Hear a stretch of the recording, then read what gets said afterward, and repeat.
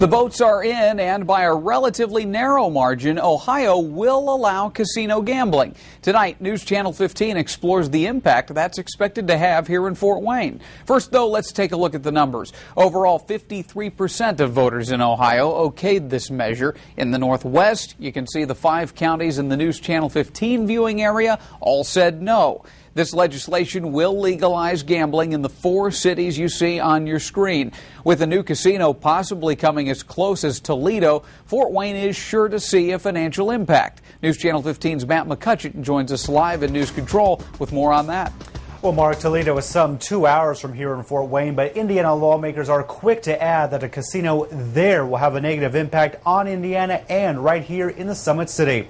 Now, you may remember Fort Wayne Mayor Tom Henry has been pushing for a casino to open up right here in Fort Wayne for some time, saying that, quote, it would create a $500 million investment in the city, create hundreds of jobs, and generate $15 to $20 million a year in revenue. While that's still just a talking point among city and state leaders, if a Fort Wayne casino opens, it would likely be negatively impacted by a casino in Toledo or one of the other 3 cities in Ohio. Still, Fort Wayne is pushing on to get its slice of the pie. We watched the results of that election, and the mayor was happy that the citizens of Ohio got their chance to vote in a referendum, and he's still pushing to get that here. What Ohio getting casinos means for our chances, I couldn't speculate on that.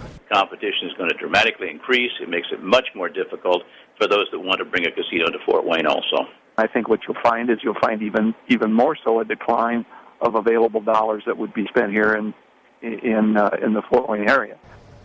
Now, city lawmakers, or state lawmakers, I should say, all tell me that Indiana stands to lose $100 million from the casinos opening up in Ohio. They tell me they will quickly work to address ways to stick a sock in that and make that money stay here in Indiana in the upcoming legislative session.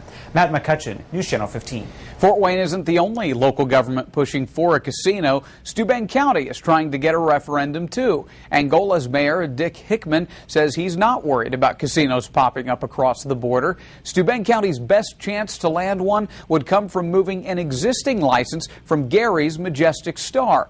Mayor Hickman says Don Barden, the owner of that casino, isn't worried either. Because that'll be up to the casino owners as to how they feel about it. In talking with Mr. Barden, he doesn't seem to be afraid of that scenario at all and thinks that it'll still be viable to put one here. We won't know whether Steuben or Allen counties will get a referendum until at least January. That is when the state legislature gets back to work.